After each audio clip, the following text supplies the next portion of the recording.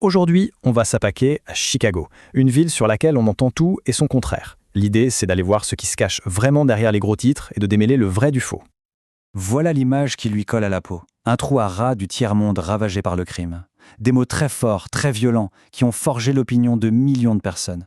C'est de ce mythe qu'on va partir, pour le confronter à la réalité. Alors, la grande question, c'est celle-ci. Chicago, en vrai, c'est comment? Si on oublie un instant les clips qui tournent en boucle et les discours politiques, qu'est-ce qu'on voit? Pour ça, notre méthode va être toute simple. On va prendre le train, mais pas n'importe lequel, le fameux L, le métro aérien emblématique de la ville. C'est le meilleur moyen pour s'immerger dans les vrais quartiers, là où les habitants vivent leur quotidien. Allez, c'est parti. On embarque dans le LEL pour une visite des quartiers et on va essayer de voir la ville à travers les yeux de ceux qui y vivent. Premier arrêt, Wicker Park. On est sur la ligne bleue, dans le nord-ouest de la ville. Et là, franchement, le décalage est total. On s'attendait peut-être au chaos, et on trouve quoi? Une vie de quartier qui grouille de monde n'importe quel jour de la semaine. Milwaukee Avenue, par exemple, c'est une vraie autoroute à vélo. On sent cette ambiance urbaine, avec l'architecture de l'époque des tramways. Et pour tout dire, l'expérience la plus infernale qu'on ait pu voir, c'était la file d'attente pour un glacier. On est très très loin de l'image d'un enfer urbain.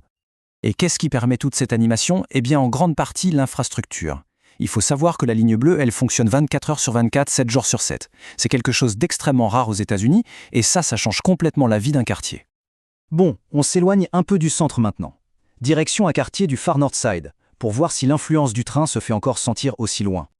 Et la réponse est un grand oui. Regardez ça, même ici, à des kilomètres de l'hypercentre, plus de 20% des habitants de Lincoln Square prennent le L pour se déplacer. C'est énorme. Ça montre bien qu'on n'est pas dans une banlieue classique, mais bien dans une ville où les habitants dépendent des transports en commun.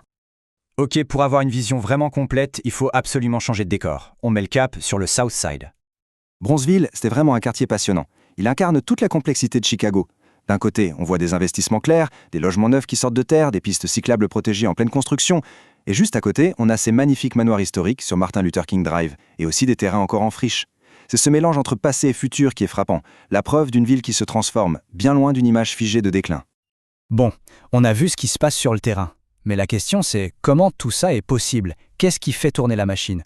La réponse est littéralement au-dessus de nos têtes. C'est le L, la véritable colonne vertébrale de la ville. Le LAN rend possible ce qu'on appelle un mode de vie axé sur les transports en commun. C'est un concept super important. Ça veut dire qu'un bon réseau de transport, ça ne sert pas juste à aller d'un point A à un point B. Non, ça façonne complètement la ville et la façon dont les gens y vivent. Et ça crée un véritable effet domino, un cercle vertueux. Pensez-y, un super accès au transport, ça attire plus de monde. Plus de monde, ça veut dire qu'on peut construire plus de logements, densifier. Et quand c'est plus dense, eh bien c'est plus facile de tout faire à pied ou à vélo. Le résultat final, on dépend beaucoup moins de la voiture. Et quand on regarde les chiffres, c'est juste hallucinant. Dans la plupart des villes américaines, la voiture, c'est plus de 80% des trajets. À Chicago, dans les quartiers bien desservis par le L, ce chiffre s'effondre pour tomber à 20 ou 30%. C'est un monde de différence. Et ça amène à une conclusion assez puissante. En choisissant des transports plus efficaces, les habitants de la ville libèrent énormément de place sur les routes. Et cette place, eh bien, elle profite indirectement aux habitants des banlieues qui, eux, dépendent de la voiture. C'est une autre façon de voir l'urbanisme, comme une forme de gestion ultra efficace des ressources.